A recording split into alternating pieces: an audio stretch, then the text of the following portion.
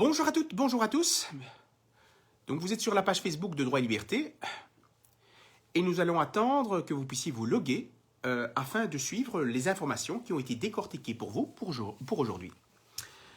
Voilà, donc partagez un maximum cette vidéo car il faudra mettre sa ceinture et je m'installe car les informations nous permettront de mieux nous immuniser face à cette mascarade.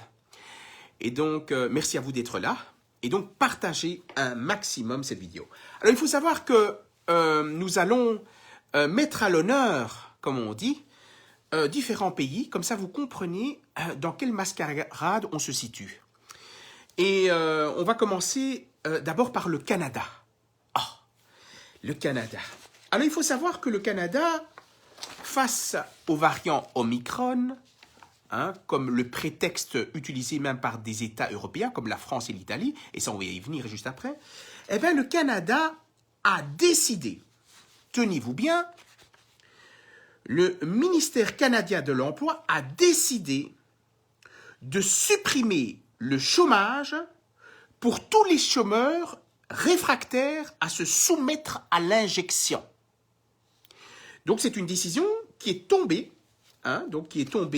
hier, et donc en substance, ce qui signifie qu'en réalité, les personnes qui sont sans emploi, qui ont l'indemnité de chômage pour justement se nourrir, se soigner, pour payer les frais pour leurs enfants à l'école, pour subvenir à leurs besoins, payer le chauffage, l'électricité et autres, eh bien, le Canada, l'État canadien, a considéré qu'il fallait supprimer les vivres aux chômeurs réfractaires de se soumettre à l'injection. Donc, on peut mourir de faim, ça c'est accepté par le Canada. Mourir de faim, ne pas pouvoir se soigner, ça, c'est rien pour eux. Par contre, le virus Omicron, c'est tellement dangereux pour les Canadiens qu'il faut faire mourir les gens de faim.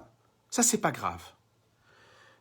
Si on ne se fait pas injecter par le Covid-19, eh bien, ça, c'est gravissime. Je vais vous expliquer pourquoi c'est grave. Parce qu'en réalité, on vient avec les droits et les libertés constitutionnelles, européennes, voire internationales, des instruments internationaux qui nous baignent dans la solidarité des droits et des libertés constitutionnelles. Et puis là, le Canada a décidé de faire crever les chômeurs qui ne se font pas injecter du Covid-19. Du n'importe quoi. Un travail bâclé, encore une fois, par non seulement le manque de pertinence, le manque de cohérence, et une atteinte flagrante aux droits et libertés au niveau international. Donc, les députés canadiens, vous êtes foireux. En réalité, vous faites du travail bâclé. Première chose. Voilà, donc ça c'était pour mettre à l'honneur le travail de qualité de ces députés canadiens qui n'ont rien compris encore, ou qui ne veulent rien comprendre, du variant Omicron. Alors, deuxième pays à l'honneur, l'Italie. Le gouvernement italien a décidé le 5 janvier, à savoir hier, a décidé d'instaurer une obligation vaccinale pour toutes les personnes âgées de plus de 50 ans. Ils ont justifié cette obligation vaccinale par la hausse des contaminations d'Omicron de 1,4 million de personnes contaminées à l'Omicron. Et par le fait, effectivement, que depuis début 2020, il y a eu 138 000 morts en Italie. Bon, on ne sait pas de quoi. Ils disent que c'est suspecté Covid, c'est peut-être le Covid, et plein de conneries du genre. Et donc le gouvernement italien a décidé de rendre l'obligation vaccinale pour les plus de 50 ans et avec des précisions. Et vous allez voir qu'il n'y a aucune cohérence. Vous allez voir ça. En fait, c'est du travail bâclé, encore une fois. Alors, ils disent il y a une distinction pour ceux de 50 ans. Ceux qui ne travaillent pas, obligation vaccinale. Ils n'ont rien à dire. Ils se font vacciner. Sinon, il y a des sanctions. Sanctions pénales et sanctions peut-être aussi au niveau de la sécurité sociale. Les modalités pratiques de sanctions, on les verra ultérieurement. Donc, ceux qui ne travaillent pas, obligation vaccinale. Ils doivent se faire vacciner. Par contre, ceux qui travaillent, pour les plus de 50 ans, il y a ce que l'on appelle, en jargon foireux, le pass sanitaire renforcé pour les Italiens, ce qui équivaut au pass vaccinal en substance. Donc, ceux qui travaillent doivent avoir un pass vaccinal, c'est-à-dire soit être vaccinés, mais dans le schéma complet, soit d'avoir un certificat de rétablissement. Ils ont le choix, les travailleurs ont le choix entre l'un et l'autre. Par contre, ceux qui ne travaillent pas, ils n'ont pas le choix. Ils doivent se faire vacciner, se picouser, sous peine de sanctions. Alors, moi, je ne comprends pas la logique entre les deux. Pourquoi ceux qui travaillent ont un peu plus de choix que ceux qui ne travaillent pas? Je trouve ça lamentable pour des députés italiens qui n'ont aussi pas compris ou qui ne veulent pas comprendre la supercherie au niveau mondial. C'est lamentable. Et ces députés sont censés représenter la population. Et le pire dans tout cela, c'est que cette mesure, on dit que c'est pour les plus de 50 ans, mais ça représente 28 millions de citoyens italiens qui sont impactés par cette mesure. Donc, quasi la moitié de la population italienne. C'est vraiment scandaleux. Vraiment lamentable. Travail lamentable. Mais ils se coordonnent. Les Canadiens, hier. Les Italiens, hier aussi. Mesure, passe vaccinal ou obligation vaccinale. Les deux, l'un ou l'autre, ça revient au même. Ça, c'est la deuxième chose que je voulais indiquer par rapport à l'État italien. Et donc, ils disent, voilà, on veut vacciner les plus de 50 ans parce qu'il y a, à cause de l'Omicron, il y a un risque d'hospitalisation. Un risque d'hospitalisation et donc une saturation des hôpitaux et donc il faut sauver des vies.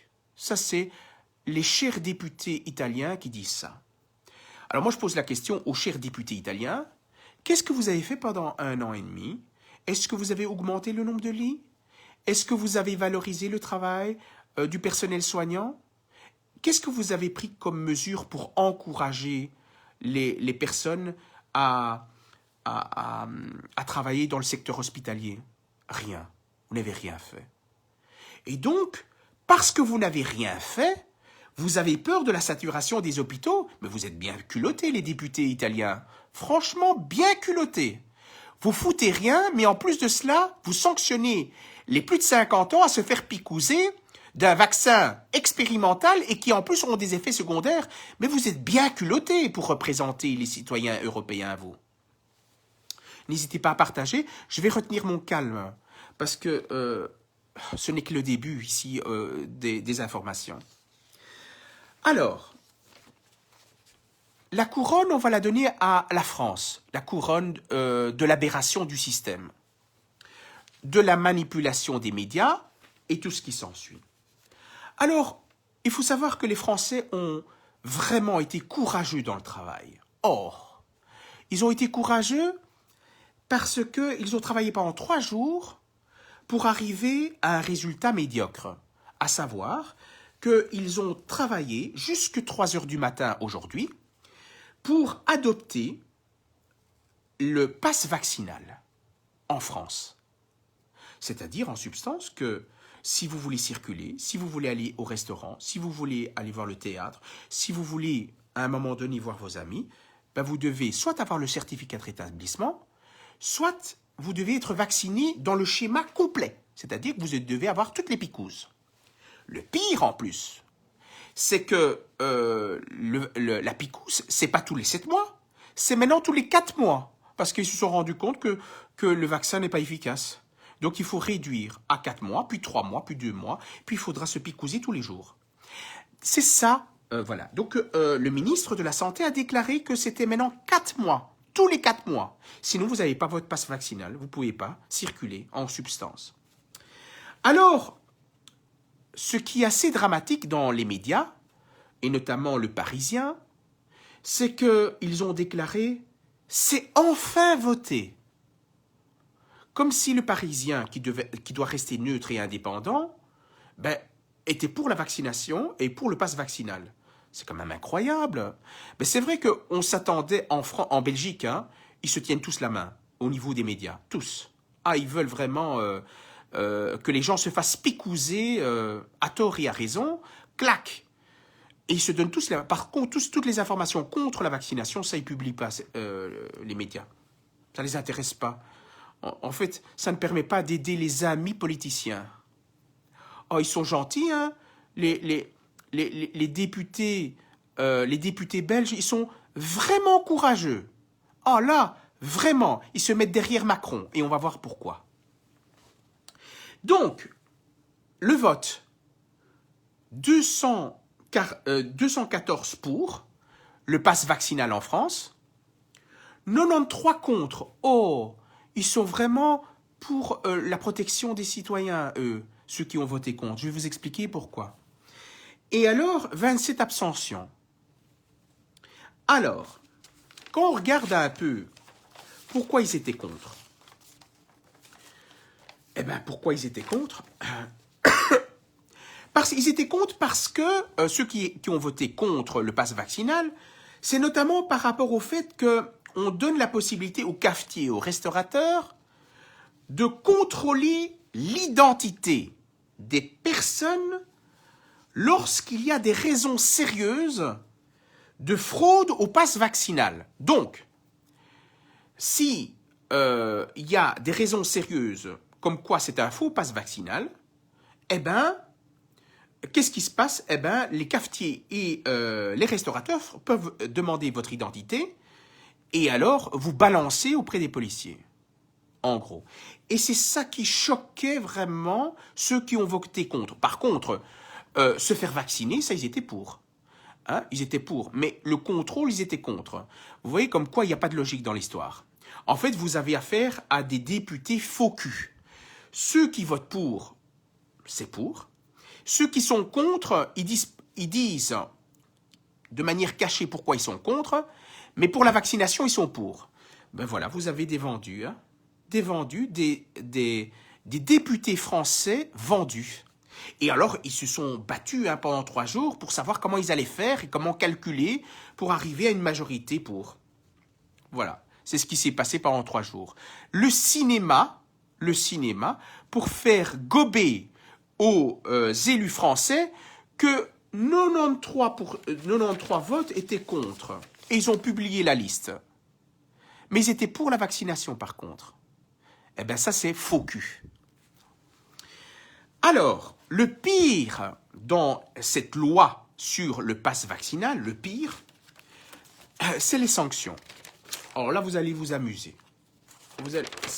Tenez-vous bien dans votre chaise et partagez un maximum cette vidéo parce que vraiment, on se rend compte que nos chers députés représentent vraiment la population. Or, ils ont été vraiment généreux au niveau des sanctions. Je vais vous expliquer. Alors, les sanctions, il faut distinguer 2 types de sanctions. Ceux qui font un faux pass vaccinal. En France, il y a un emprisonnement de 5 ans, hein, et il y a une amende de 75 000 euros. Donc, rendez-vous compte, vous êtes contre la mesure, vous faites un faux pass, hein, parce que vous êtes contre, vous n'adhérez pas à cette loi-là, vous avez une amende de 75 000 euros. Donc, vous allez vendre votre appartement ou votre maison. Pour payer cela, ça va dans les caisses de l'État et qui ensuite serviront pour engraisser les députés français. Rendez compte. 75 000 euros, mais c'est du jamais vu. Déjà. Mais ils sont généreux, hein, les députés français. Ils sont vraiment une bravoure incroyable. Or, alors, par contre, pour ceux qui présentent un pass vaccinal qui appartient à autrui, alors là, ici, c'est une amende de 1 000 euros. Parce qu'il faut savoir qu'aujourd'hui, c'était 135 euros l'amende. Eh bien, ici, ce qui se passe, c'est que ils ont été plus généreux. Donc, vous passez de 135 euros à 1 000 euros pour sanctionner ceux qui utilisent un pass appartenant à autrui. Mais ils sont généreux. Mais ils représentent dans l'enceinte parlementaire, ils représentent la population. Vous vous rendez compte? Clac dedans. Donc, soit vous vous faites vacciner, soit vous ne vivez plus, vous ne pouvez plus circuler, vous ne pouvez plus aller au théâtre, ni au restaurant, ni au cafetier. Et ça, c'est la démocratie. Oh, et la solidarité citoyenne française. Un concept de plus en plus foireux. Alors, je tiens quand même à signaler que il y a bon nombre de personnes âgées qui ont vraiment toute la tête. Vraiment, Brigitte Bardot, par exemple, 87 ans, ne veut pas se faire vacciner contre la Covid-19. Elle constate que c'est foireux, on nous prend pour des cons. Et donc, elle ne veut pas se faire vacciner. À 87 ans, elle a compris. Et moi, je ne comprends pas comment ça se fait que des personnes qui ont 40 ans veulent se faire vacciner. Et en plus, on fait vacciner des jeunes. C'est vraiment scandaleux. On vaccine des jeunes de 12 ans et maintenant de 5 ans. Ça, c'est une honte, mais vraiment une vraie honte. Et les députés belges laissent faire. C'est vraiment, vous êtes en dessous des pâquerettes. Franchement, je ne sais pas comment les députés belges continuent à se regarder dans le miroir. Quelle est la valeur de leur honneur? 0.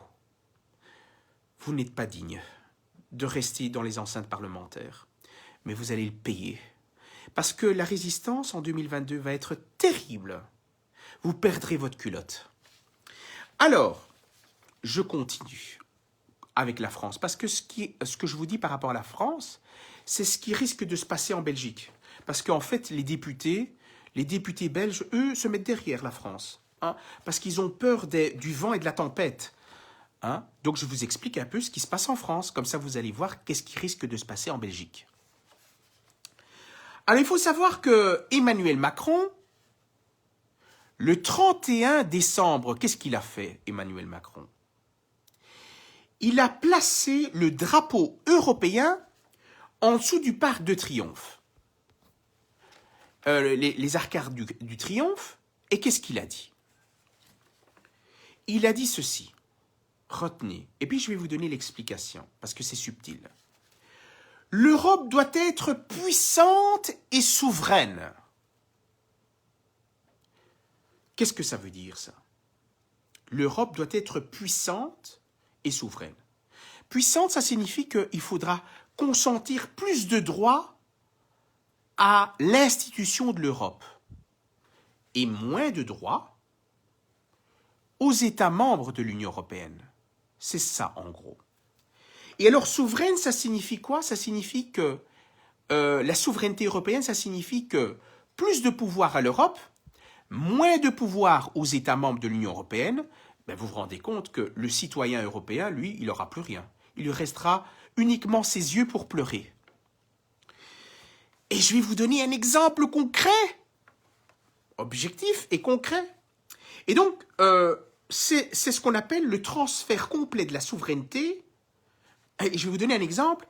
L'exemple du transfert complet de souveraineté en matière de médicaments. Ça, c'est un exemple.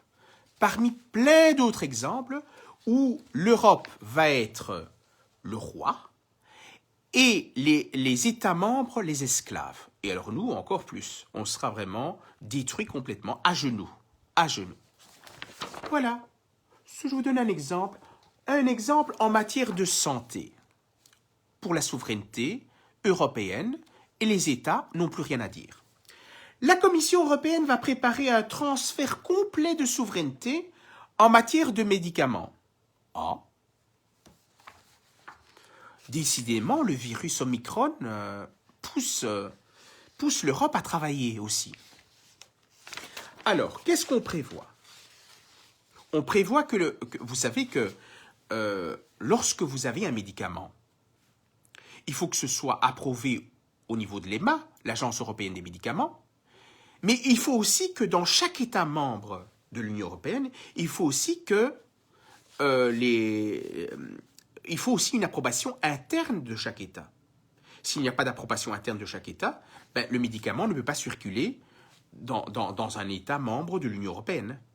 D'accord? Ça, c'est la première chose à savoir. Ben, ça, on veut supprimer. On veut faire en sorte à ce que seule la puissance européenne décide de tout et les États européens ne décident de rien. Et ça, pourquoi? Parce que le virus Omicron circule dans toute l'Europe. Donc, les États membres n'auront plus rien à dire. Alors, qu'est-ce qu'on dit? Ils veulent mettre en place ce que l'on appelle l'union pharmaceutique. Oh! L'union pharmaceutique et le champ d'action de la Commission. L'efficacité de la législation pharmaceutique de l'Union européenne. Les besoins médicaux non satisfaisants. Donc l'Europe va décider ce qui est bon pour les Belges, ce qui est bon pour les Français, ce qui n'est pas bon pour les Danois, ce qui n'est pas bon pour les autres pays membres de l'Union européenne. Donc c'est l'Europe qui va décider concrètement ce qui est bon, ce qui n'est pas bon. Alors, qu'est-ce qu'on dit? Elle prévoit donc que la politique européenne doit intégrer un volet réaffectation des médicaments et la sécurité de l'approvisionnement. En substance, qu'est-ce que ça signifie? Ça signifie que l'Europe va décider si un pays a droit à des médicaments ou pas, en gros. Et si un État membre de l'Union européenne n'est pas gentil avec l'Europe, parce qu'il n'écoute pas, hein, si un État membre de l'Union européenne n'est pas gentil et ne respecte pas la couronne européenne, eh bien, l'État membre ne va pas recevoir de médicaments et va affecter le packaging de médicaments à un autre État membre qui est plus gentil. C'est ça qu'on décide. Oh, l'Europe, c'est vraiment...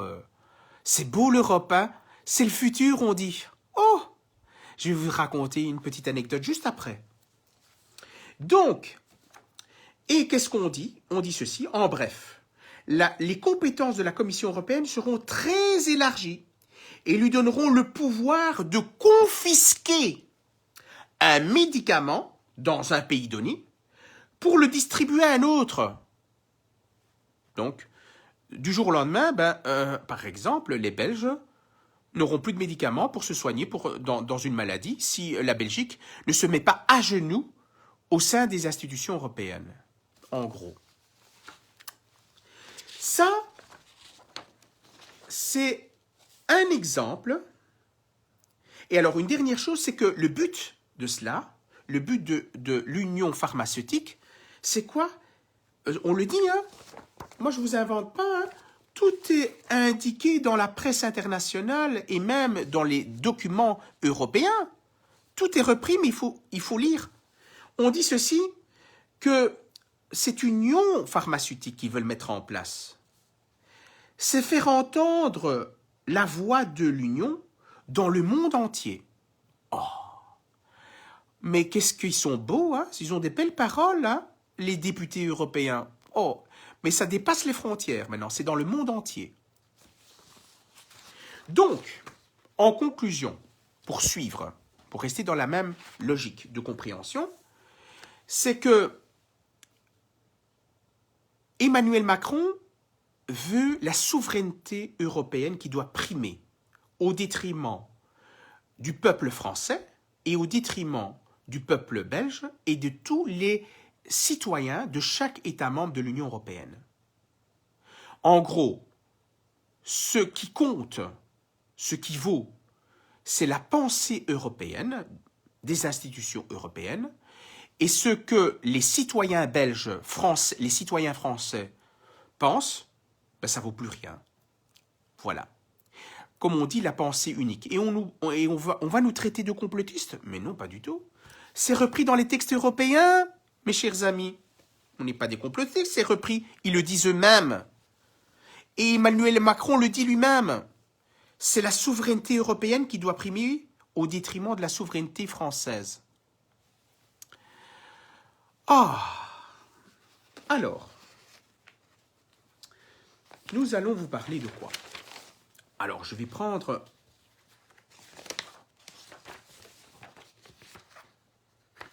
Je vais terminer par l'actualité danoise qui a été relayée dans la presse belge. Bon, je ne vous dirai pas le nom du journal, c'est faire de leur pub. Ça, je ne vais pas faire, hein, parce qu'ils n'en valent pas.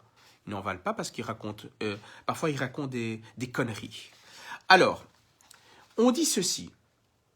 Apparemment, donc il y a une experte danoise qui a annoncé que grâce à l'Omicron, eh ben, on va se sortir d'affaire. Et elle explique pourquoi. Elle explique effectivement que, si, comme le variant Omicron, eh ben, il est plus contagieux, il est moins virulent, mais il est plus contagieux, eh ben, qu'est-ce qui va se passer? Qu'il y aura plein de Belges, plein de Français qui vont être contaminés. Ben, c'est bien ça. Parce que s'ils sont contaminés, eh ben, qu'est-ce qui va se passer? Il va se passer qu'ils auront une immunité naturelle.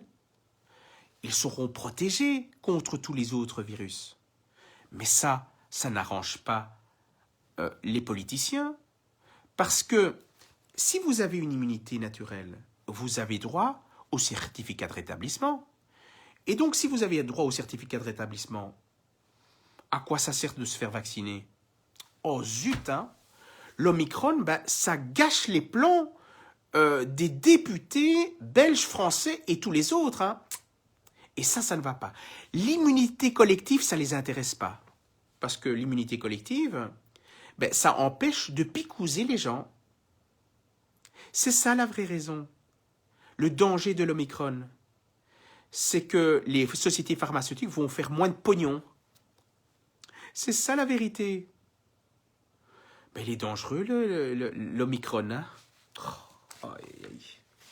Et donc, en substance, c'est que la nature est bien faite. En conclusion, la nature est bien faite.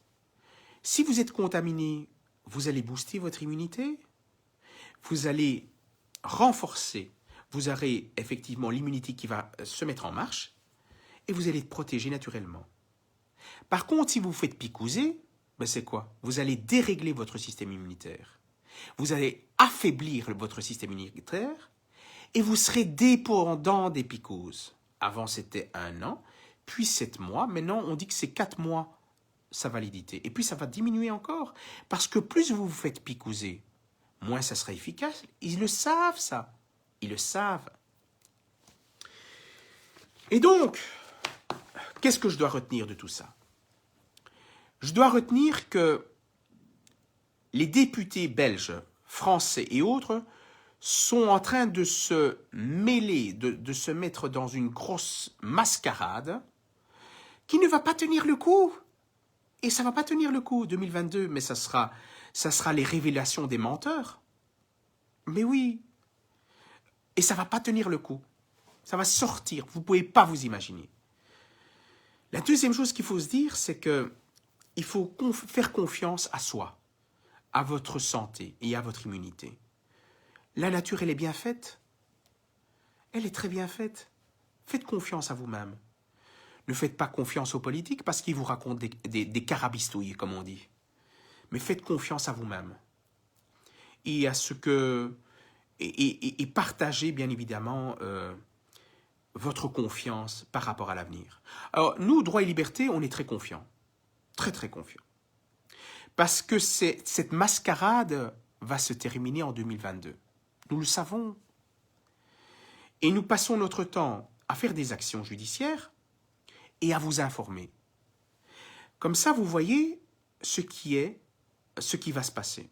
Là, ce qui va se passer, c'est que les députés belges vont se retrouver vraiment dans le caca. Alors là, incroyable, incroyable. Moi, je suis vraiment content qu'ils vont être dans le caca le plus gros. Alors là, mais du siècle. Du siècle. partagez cette vidéo. Et alors, je sais aussi que vous êtes de plus en plus nombreux à nous suivre. De plus en plus nombreux à partager cette vidéo, les vidéos que l'on fait. Eh bien ça, c'est la résistance naturelle qui s'installe. C'est beau, hein? Nous, on n'a pas besoin des journaux. On n'a pas besoin de ça. On n'a pas besoin de fricoter. Nous sommes une association. On sait qu'on ne va jamais passer dans les plateaux de télévision. Bon, certains collectifs ou certaines associations ont ce privilège. Nous, on n'a pas ce privilège. Mais nous, on ne veut pas de ce privilège. Parce que qu'est-ce que ça vaut, ce privilège? Zéro. Nous, on ne veut pas être mêlés à ceux qui collaborent avec le politique. Ça ne nous intéresse pas. Parce que ce n'est pas une médaille d'or ni une médaille d'argent. C'est une honte, tout simplement. Une vraie honte. Donc, ce que je peux, pour terminer, nous sommes très confiants. Ne vous inquiétez pas, vous allez comprendre pourquoi. Dans peu de temps, vous allez le comprendre. Sachez que Droit et Liberté passe devant la Cour constitutionnelle le 19. Soyez nombreux, hein, la place royale. Soyez nombreux parce que vous avez le droit de suivre. Les débats sont publics. Venez nous suivre. Venez voir qu'est-ce qui se passe. En tout cas, ils sont vraiment dans la mouise. La Cour constitutionnelle, même s'ils sont composés en partie de politiques, ils devront répondre à chacun des arguments. Oh! Et on se fera un plaisir de leur expliquer tout ça. Ben oui. Donc soyez nombreux. Et alors aussi, il y a une manifestation. Une manifestation ce dimanche. Le 9 janvier, donc ce dimanche, à 13 h, à la gare du Nord. Ben soyez nombreux. Alors certains journalistes foireux ou certains médias qui ne valent pas un clou disent « Oui, mais non, il ne faut pas aller, hein, il faut pas aller parce qu'il y a la gauche, il y a la droite, il y a l'extrême gauche, il y a l'extrême droite, et ça, c'est dangereux. Hein. Par contre, les députés qui portent atteinte à notre intégrité physique, ça, c'est pas dangereux. Non, allez, ça, ils sont gentils, hein, les députés belges, hein. Ils sont gentils, hein. Vraiment, ils représentent la population, hein. C'est ça la démocratie. Hein? Quand on vient, comme au Canada, supprimer les allocations de chômage, ça, c'est pas une position extrémiste, ça. Et pourtant, on est dans l'Europe, hein. Alors, la dernière chose que je voulais dire, quand je passe par la rue Béliard, il y a une grande façade où il est indiqué « The Europe is the future ». Et on passe toujours par là. On tente de nous manipuler tous les jours en passant par la rue Béliard, là où il y a les institutions européennes.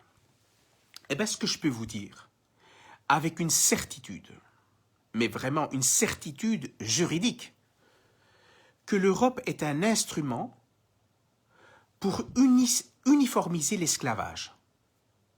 Et nous, pour nous, c'est très clair. L'Europe, c'est pour la poubelle. Très clair. Je pense que plus clair que ça y a. Et si certains nous disent « Oh, vous prenez des positions quand même radicales, hein, par rapport à l'Europe. » Eh bien, moi, je suis désolé. Lorsqu'on ne respecte pas l'intégrité physique de chaque personne, lorsqu'on ne respecte pas chaque personne prise individuellement, eh bien, ça, c'est un manque de respect le plus total. C'est vraiment violer la confiance des citoyens par rapport à ceux qui ont été élus. Voilà. Pour moi, l'Europe, c'est la poubelle. D'ailleurs, je l'ai dit, hein, les députés belges, que ce soit de gauche, de droite, extrême gauche et extrême droite, tous ces gens-là finiront dans une poubelle métallique que l'on fermera à clé, direction la déchetterie. Comme ça, on est sûr qu'ils ne s'échappent pas de la poubelle. Ça, c'est ce qu'on pense. Et alors, j'aimerais bien quand même dire un petit mot à un parti, le parti Défi. Le parti Défi, ce sont des grands philosophes. Ils philosophent sur la Belgique et sur le monde et dans les astres. C'est quand même honteux. En fait, mais n'allez pas jusqu'aux astres. Pensez ici aux Belges. Et le problème, c'est que vous tenez des propos philosophiques. Et ça, on n'en a pas besoin dans une crise aussi grave, hein, la crise politique aussi grave. On n'a pas besoin de ça. On n'a pas besoin de philosophes. Nous, on a besoin de députés qui prennent leurs responsabilités et qui écoutent. Ils écoutent le peuple belge, les citoyens belges. Et philosopher, on n'a pas besoin de ça. On n'a pas besoin de ça. Eh bien, le parti des filles, ben, ils philosophent. Ça vaut rien. Nous, franchement, ça ou rien, c'est comme s'il n'y a rien. C'est lamentable, vraiment lamentable. Mais je vous dis, hein, il n'y a pas que le parti des filles, hein, il y a toute la ribambelle de gauche et de droite, d'extrême gauche et d'extrême droite. Mais des filles, vous êtes décevants. Oui. Parce qu'il faut se mouiller les doigts. Vous vous mouillez jamais les doigts, vous. Jamais. Sauf quand c'est flagrant. Quand c'est le flagrant délit, là. Là, alors, vous dites, ben, c'est sûr, hein, et on se mouille un peu les doigts, les ongles. Mais vous vous mouillez jamais les doigts pour les citoyens.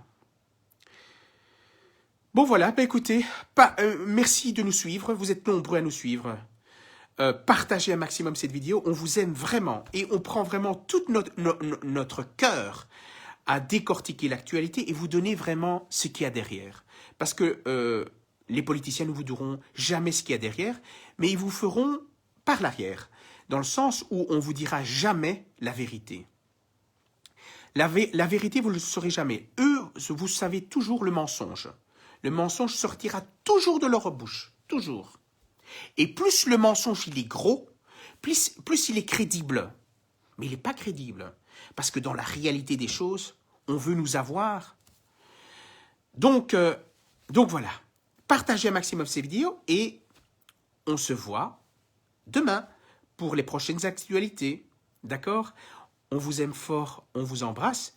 Et n'oubliez pas la manifestation de ce vendredi. Soyez nombreux, très nombreux. La résistance s'installe. Et vous êtes beaucoup, nombreux à nous suivre. On vous aime. À très bientôt. Au revoir.